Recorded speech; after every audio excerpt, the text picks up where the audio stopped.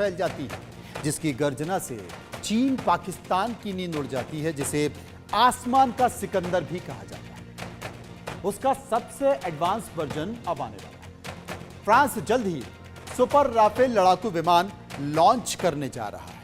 ये राफेल के अब तक के सभी वेरिएंट से ज्यादा एडवांस होगा। सुपर राफेल की खासियत यह है कि ये ड्रोन और यूसीएवी के साथ दुश्मन पर हमला कर सकेगा। इसके अलावा ये हाइपरसोनिक मिसाइल भी फायर कर सकता है। लेकिन इसकी आहट से चीन पाकिस्तान क्यों परेशान है और कैसे ये युद्ध की दिशा और दशा को बदल देगा, आज इसी मुद्दे पर चर्चा करते हैं। लेकिन एक रिपोर्ट देखिए।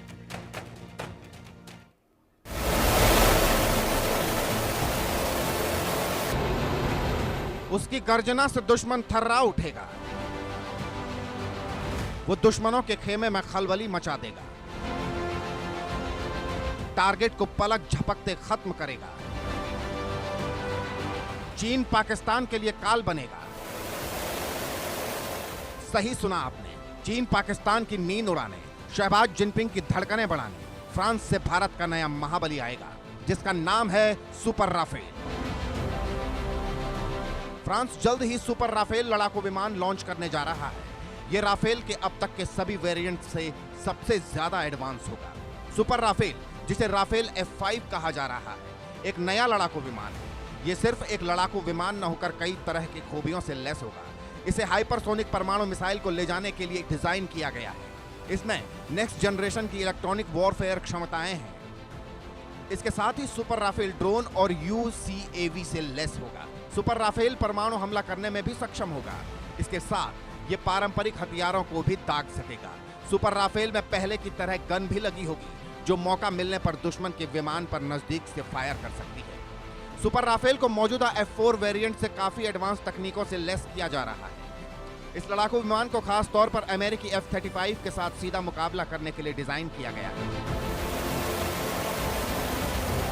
सुपर राफेल कितना घातक होगा, इसका अंदाजा इससे लगाया जा सकता है कि दुश्मन के रडार को इसके आने और वापस लौटने की भनक तक नहीं लगेगी।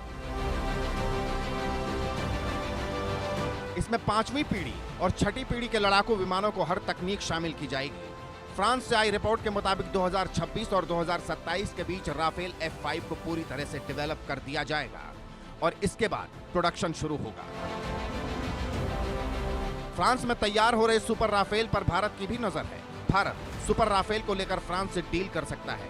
वैसे भी भारत के राफेल खरीदने से पहले तक इस फाइटर जेट के ज्यादा खरीदार नहीं थे, लेकिन भारत के साथ समझौता होते ही फ्रांस के भाग्य बदल गए। इस विमान को भारत समेत 8 देशों की वायुसेनाओं ने खरीदा है और अब जब इसका सबसे एडवांस वर्जन लॉन्च करने की तैयारी है, तो उम्मीद पूरी है कि भारतीय वायुसेना की ताकत बढ़ाएगा, हिंद के दुश्मनों में खलबली मचाएगा। Bureau report, India News. ये जो राफेल का बाप है, जिसे कहा जा रहा है, आखिर ये क्या है, इसकी खासियत क्या है, ये समझने की जरूरत है। इस पर हम चर्चा कर लेते हैं। Group captain retired DK Pandey साहब हैं, डिफेंस एक्सपर्ट हैं। Group captain retired UK Devnath ji, defence expert मेरे साथ स्टूडियो में हैं। Major general retired Mohammad Ali Shah, defence expert मेरे साथ मौजूद हैं। सभी से चर्चा करेंगे। सबसे पहले देवनाथ जी मेरे साथ मौजूद हैं। देवनाथ साहब, अगर राफेल और सुपर राफेल जिसका हम जिक्र कर रहे हैं, दोनों के बीच में तुलनात्मक अध्ययन किया जाए तो क्या अंतर? मनोज जी, सिंपल भाषा में कहें तो राफेल जो हमारे पास ऑलरेडी है, 36 हैं, 26 और नेवी के आने वाले हैं, वो शेर है। इसके मुकाबले सुपर राफेल जो वह 1.25 शेर होगा। युद्ध भूमि में भविष्य में ये बहुत दरकार है। 3 चीजें। एक, मैं छुपा रहा हूं। सुपर राफेल में इन प्रॉपर्टीज को, जिसको हम स्टेल्थ प्रॉपर्टीज बोलते हैं, उसको और ज्यादा एनहांस किया जाएगा। दूसरा, युद्ध भूमि में मुझे दुश्मन के रेडार को जैम थ्रू करना है, बर्न थ्रू करना है, ताकि वो मेरे बारे में कोई डेटा हासिल ना कर सके, देख ना सके। तो इसके लिए भी सुपर राफेल में स्पेशल बहुत ही एनहांस्ड इलेक्ट्रॉनिक वॉरफेयर किट लगा होगा, जो कि दुश्मन के रेडार को जैम कर देगा, दुश्मन आपको देख नहीं पाएगा। तीसरी बात, भयंकर प्रहार, चाहे वो हवा से हवा पे मारने के लिए एयर टू एयर मिसाइल हो, चाहे हवा से जमीन पर मारने के लिए air to ground laser guided या GPS गाइडेड बॉम्ब्स हों। सुपर राफेल में ये सब खूबियां होंगी। सोने में सुहागा यह होगा कि इसका अपना एक विंगमैन होगा, यूकैव, अनमैन्ड लेकिन कॉम्बैट एयरक्राफ्ट, यानी वो आपके साथ उड़ेगा और जब आप दुश्मन से 50 किलोमीटर दूर रह जाएंगे तो आप लेफ्ट राइट मुड़ जाइए, लेकिन आपका जो विंगमैन है यूकैव वो दुश्मन की तरफ अग्रसर होगा और भयंकर प्रहार करेगा। इससे क्या होगा? दो फायदे, एक तो आप दुश्मन की एयर डिफेंस मिसाइल से सेफ हैं, दूसरी बात आपका जो यूकैव है जो कि अनमैन्ड होगा वो बहुत अच्छी तरह से सटीक निशाना लेके दुश्मन को नेस्तनाबूद कर देगा। जी, ये तमाम सारी चीज़ें जो खूबी आपने बताई। Major general retired Mohammad Ali इस वक्त हमारे साथ मौजूद हैं। अली साहब, 5वीं और 6ठी सदी के पीढ़ी के जो लड़ाकू विमान हैं उनकी तकनीक को भी शामिल किया गया, इनकी तकनीक क्या है जरा बताएं।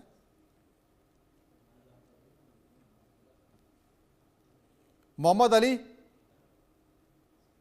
अली शाह, बड़ा अच्छा सवाल पूछा है। अब जी हाँ, आपको आवाज आ रही है मेरी? अब आ रही है, आपकी आवाज नहीं आ रही थी। जी जी जी, अच्छा, तो देखिए आपने बड़ा अच्छा सवाल पूछा है मनोज भाई जी, आप ही से। देखिए जो डसॉल्ट राफेल है, राफेल का असल मतलब होगा कि बर्स्ट ऑफ फायर विंड, या तो बहुत तेज से निकले और बर्स्ट ऑफ फायर निकले। अब ये मिलिट्री सेंस में है, ये फ्रेंच का मोहम्मद अली शाह साहब, मैं आपको रोकना चाहता हूं, मुझे लगता है कि शायद आपका नेटवर्क खराब है, बहुत रुक रुक कर आपका वीडियो भी आ रहा है और आवाज़ भी आ रही है। डीके पांडे साहब मेरे साथ मौजूद हैं। पांडे जी, हम जो सवाल पूछ रहे थे, 5वीं और 6ठी पीढ़ी के जो लड़ाकू विमान की तकनीक भी इसमें शामिल होने वाली है, एक बार आप थोड़ा विस्तार से बताएं। जय हिंद और बहुत बहुत धन्यवाद मुझे इस परिचर्चा में आमंत्रित करने के लिए। जहां तक बात है जनरेशंस की, तो देखिए जनरेशंस बेसिकली बताता है कि तकनीकी तौर पर एक विमान किस स्तर का है। पहली जनरेशन प्रोपेलर्स थे, दूसरी जनरेशन में जेट पावर्ड आए, तीसरे में मल्टी रोल कैपेबिलिटीज आई जैसे कि हमारा मिराज है, F-16 है, ये सब जहाज आए, और चौथी जनरेशन में उनकी क्या चपलता थी वो हायर एंगल ऑफ अटैक में करने का, और उसमें एडवांस रडार लगे जैसे कि एक्टिव इलेक्ट्रॉनिकली स्कैन अरे रडार, ऐसा रडार बहुत जो है प्रचलित नाम है। और उसके बाद 4.5 जनरेशन जिसमें कि हम राफेल हमारा है, और जो हम सुपर राफेल की बात कर रहे हैं वो देखिए उसमें एक शब्द यूज किया जा रहा है F4 F5। तो ये बेसिकली ये जनरेशन से लिंक नहीं है, उनका जो वर्जन है, ये राफेल के जो वर्जन आए थे उससे संबंधित है। उनका version F3, F3R, F4, F4.1 और F5 बेसिकली बताता है F5 की मोस्ट एडवांस वर्जन है, इसलिए इसको सुपर शब्द के साथ विश्लेषित किया जा रहा है। तो इसके अंदर सबसे बड़ी खूबी जो है, हम जनरेशन के जो मुख्य सवाल था कि जनरेशन में क्या फर्क हो रहा है 5वीं 6ठी में, पांचवी जनरेशन के जहाज में स्टेल्थ एलिमेंट जो है वो जोड़ा गया। दर्शकों की सुविधा के लिए बता दूं कि स्टेल्थ जब हम बोलते हैं, किसी भी कोई भी फाइटर एयरक्राफ्ट होता है उसके साथ जो 5 तरह के सिग्नेचर होते हैं, सिग्नेचर जिससे हम हस्ताक्षर करते हैं, हमारा हर आदमी का हस्ताक्षर एक जैसा नहीं होता। हम अपना हस्ताक्षर अपने तरीके से सकते हैं। अगर 4 लोग जिनका नाम है राम, तो चारों राम के हस्ताक्षर अलग अलग होंगे। उसी प्रकार से स्टेल्थ एयरक्राफ्ट ये जो है एक प्रकार का सिग्नेचर है, एक पर्टिकुलर टाइप का एक जहाज का, और उसके साथ जो है एक उसकी जहाज की बनावट के बारे में ये कहा जाता है कि किस प्रकार रहेगा कि दुश्मन के रडार को नहीं देख पाए, उसको देख नहीं पाए, और अगर विजुअल सिग्नेचर जो है कि आप आंखों से अगर देखते हैं तो जहाज कैसा दिखता है, तो वो उसका विजुअल सिग्नेचर को कम किया जाता है। उसकी बनावट ऐसी की जाती है कि जो आप जहाज को देखें तो वो आपको बहुत छोटा सा लगे। कहा जाता है कि जो जहाज हमको आमतौर पर दिख जाता है उस दूरी पर अगर हम 5th जनरेशन के जहाज को लाएंगे तो वो एक हमको गेंद की तरह दिखाई देता है। तो इस ढंग से डिजाइन किया जाता है। तो ये डिजाइन की सब खूबियां हैं स्टेल्थ एलिमेंट जो है 5th जनरेशन में। और जो 6th जनरेशन जिसकी बात की जा रही है, जैसा कि अभी चाइना के में भी कहा कि उन्होंने एक 6th जनरेशन एयरक्राफ्ट को लॉन्च किया है। 6th जनरेशन जब हम कहते हैं तो उसका मतलब क्या है कि एक नया जो प्रयोग चल रहा है वो मैन अनमैन टीमिंग का। मैं दर्शकों की सुविधा के लिए बता दूं कि मैन अनमैन टीमिंग क्या है। मैन जो भी जहाज देखते हैं वो मैन एक पायलट के द्वारा चलते हैं, पायलट उसको चलाता है, उसको नियंत्रित करता है। जो अनमैन्ड है ड्रोन्स उसकी श्रेणी में आते हैं। जहां पर कि कोई आदमी नहीं बैठा है, लेकिन ग्राउंड स्टेशन से उसको कंट्रोल किया जाता है। लेकिन जब ग्राउंड से हम कंट्रोल करते हैं तो उसमें कई सारी जो है इनहेरेंट लिमिटेशन है। सबसे बड़ी लिमिटेशन है कि आप किस माध्यम से इससे बात कर रहे हैं। उस कम्युनिकेशन की एक जो है सीमा होती है लाइन ऑफ साइट में। जैसे कि आप जो देखते हैं, आपकी नजर से जो चीज परे होती है आप देख नहीं पाते। कोई ऊंचाई हो गई तो आप नहीं देख पाएंगे, कोई गहराई आ गई जैसे कि अर्थ ऑफ कर्वेचर के बाद जो है एक पर्टिकुलर एंगल तक देख पाते हैं। मैं ज्यादा तकनीकी में नहीं जाऊंगा, सिंपल रखूंगा ताकि सबको समझ में आ जाए। तो ये सब खूबियां जो है, जब ये सिग्नेचर जब आप बनाते हैं, रात को डिजाइन करते हैं, तो अनमैन की खूबियां और मैन की खूबियां दोनों मिला के जो कंसेप्ट बनाया जाता है उसको बोलते हैं मैन अनमैन टीमिंग, मम-टीवी कई लोग कहते हैं। ये आज की रिक्वायरमेंट है आज के समय की। इसके मुख्य फायदे क्या हैं? 3 मुख्य फायदे हैं। एक तो क्या है कि जो पायलट की जान खतरे में होती थी वो खतरा नहीं होता। दूसरा, इनकी कीमत बहुत कम है कि जो हम जहां पर 1 बिलियन और 2 बिलियन तक के कॉस्ट के जहाज होते हैं और 150 मिलियन 750 मिलियन, आमतौर पर जो फाइटर वो आते हैं $400 मिलियन के आसपास आते हैं। और जो ड्रोन है मुश्किल से 10 हजार डॉलर के में आपको मिल जाएंगे। तो कीमत की बात है। तीसरी बात है, सबसे जो महत्वपूर्ण है, उसका आरसीएस जो दिखाई देता है वो बहुत छोटा रहता है। किसी भी स्ट्राइक के लिए जो फाइटर की स्ट्राइक होती है, वायु शक्ति जो होती है, वो दुश्मन के एयर डिफेंस को भेज सके, अपने आप को सरवाइव कर सके, इसकी सब खूबियां होती हैं मल्टी में। तो 6 जनरेशन जो जहाज हैं उनमें वो खूबियां होती हैं कि वो मैन अनमैन के साथ कम्युनिकेट कर सके, बातचीत कर सके, एयर पिक्चर ट्रांसफर कर सके। और साथ में जो एक फाइटर एयरक्राफ्ट में जो, जैसे हम बात कर रहे हैं सुपर राइफल में जो पायलट बैठा होगा वो अपने साथ में 2 या हो सकता 4 जो अनमैन युकाव, मतलब unmanned combat aerial vehicle, unmanned combat vehicle से क्या क्षमताएं हैं? वो एक लड़ाकू की जहाज की तरह है जो कि कहीं भी स्ट्राइक कर सकता है, पिक्चर ले सकता है, तस्वीरें ले सकता है। और तीसरा जो है, जो आपको आंखों से लाइव पिक्चर दिखा सकता है। तो आप अगर बैटल जो युद्ध क्षेत्र की अगर आंखों देखी तस्वीर देख रहे हैं बिल्कुल रियल टाइम में, उससे बढ़िया क्या हो सकता है? क्योंकि उसके आधार पे आप कोई जो फील्ड कमांडर है वो डिसीजन ले सकता है। तो ये सब खूबियां 6 जनरेशन में, ये थोड़ा चुनौतीपूर्ण है क्योंकि अभी भी जो है रशिया यूक्रेन वॉर में इसका प्रयोग किया गया है। अभी कई जनरेशन हम जो इसमें लगे हुए हैं, कई देश लगे हुए हैं इसको विकसित करने में। जो भारत की बात में करना चाहूंगा कि दर्शकों का इंटरेस्ट भारत में होगा। भारत का HLB कैट्स नाम का जो है MUMT प्रोजेक्ट ले रहा है। और जो राफेल जो अगर आता है भारत के पास, अभी बहुत जल्दी होगा कि राफेल हमारे पास ये आएगा कि नहीं आएगा, क्योंकि कंपटीशन में काफी है। अगली चर्चा में बताऊंगा कि F-35 और Su-57 और राफेल जो सुपर राफेल है, इन तीनों में बेहतर कौन सा है। लेकिन फिलहाल जहां तक कॉन्सेप्ट की बात है, 6 जनरेशन बहुत ही उन्नत किस्म का जहाज है जो कि आगे आएगा। उसमें उसको डिजाइन जो है उसको बनाना बहुत बड़ी चुनौती है। बहुत बड़ी चुनौती है। मेजर रिटायर्ड मोहम्मद अली इस वक्त हमारे साथ मौजूद हैं। मोहम्मद अली, 5वीं और 6ठी पीढ़ी का जो सम्मिश्रण है उसका जिक्र तो हो गया, लेकिन UCAV और ड्रोन के साथ साथ ये भी कहा जा रहा है कि परमाणु हथियारों को दागने में भी सक्षम है ये। बिल्कुल मनु भाई, बिल्कुल सही फरमाया है। देखिए, परमाणु हथियारों को दागने में, उनको इंटरसेप्ट करने में बहुत ही सक्षम रहेगा ये, क्योंकि ये जैसे कि ग्रुप कैप्टन देवनाथ साहब ने बताया कि शेर तो था ही था पहले, फिर अब सवा शेर आ जाएगा। तो अब आप देखिए, मैं आपको जो एयरफोर्स थी और फ्रांस की नेवी थी, उन्होंने कहा कि अब आगे बढ़ाते हैं तो इसको तो रिड्यूस और डेवलपमेंट कॉस्ट को रिड्यूस करने के लिए और प्रोडक्टिविटी को बूस्ट करने के लिए जो फ्रांस था वो एग्रीमेंट में आया यूनाइटेड किंगडम के साथ, जर्मनी के साथ, इटली के साथ, स्पेन के साथ। उन्होंने एक अजाइल मल्टीपर्पस जो कि फ्यूचर यूरोपियन फाइटर एयरक्राफ्ट की बात हुई थी, और फिर यूरो फाइटर टाइफून जिसको हम कहेंगे। अब उसके बाद फिर डिसएग्रीमेंट हुए वर्कलोड को लेके, जैसे कि अगर हम 4 लोग यहां बैठे हुए हैं, अरे ये बोलेगा, ये इस पे बोलेगा, ये, तो उस तरह के डिसएग्रीमेंट हुए इन देशों के बीच में। और उसके बाद फिर कोल्ड वॉर की वजह से भी, उसके बाद 1979 में से 1918 10 साल कोल्ड वॉर चला अमेरिका और यूएसएसआर का, तो इसके ये प्रोजेक्ट डिले हो गया था। मगर इसमें डसॉल्ट, थैलेस, और थैलेस के साथ मैंने भी कुछ काम किया है, पहले तकरीबन 4 साल रहा था मैं तो, और साफरान, जो जितने डिफेंस प्लेयर हैं, मेजर डिफेंस प्लेयर फ्रांस के, ये साथ में आए और इन्होंने डिजाइन किया। अब इसमें क्या है, जो डिफेंस कॉन्ट्रैक्टर्स हैं जिन्होंने डिजाइन किया, इसमें डायरेक्ट वॉइस इनपुट है, RBE-2AA जो कि एक्टिव इलेक्ट्रॉनिकली जी, जी। स्कैन एरे, जिसको कहते हैं AESA रेडार, और optic sectoral frontal infrared search track, IRST उसको बोलेंगे, सेंसर है। तो जब यहां पर ये राफेल में डिजाइन हुआ, अब ये बात हुई कि भाई हम आगे बढ़ के इसको भी, और जैसे कि पांडे साहब ने, ग्रुप कैप्टन पांडे साहब ने बताया कि इसको और आगे बढ़ाएं, तो 5th जनरेशन, 6th जनरेशन। अब आप देखिए इसमें 3 टाइप के हैं राफेल। देखिए इसमें राफेल 19, उससे पहले क्या हुआ, 9 जुलाई 1986 में पहली मर्तबा यहां पर एक उड़ान भरी जो कि 8 साल की फ्लाइट टेस्ट प्रोग्राम था, क्योंकि ये कामयाब हुई, इससे रास्ता खुला और बाकी फ्लाइट्स का भी।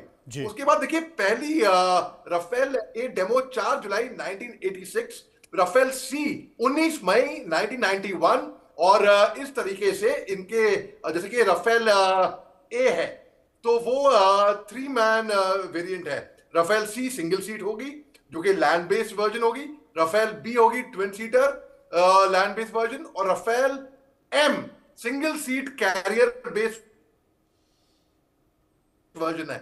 अब इसको और आगे बढ़ाएंगे, जैसे आपने बताया कि परमाणु हथियार को भी इंटरसेप्ट करने की क्षमता रखेगा। बिल्कुल, इंट्रोडक्शन हुआ 18 मई 2001 में, और फिर अभी सर्विस में है, और प्राइम यूजर है इसके फ्रांस के एयर और स्पेस फोर्सेस, फ्रांस की navy, Egyptian air forces, Indian air force के पास में है।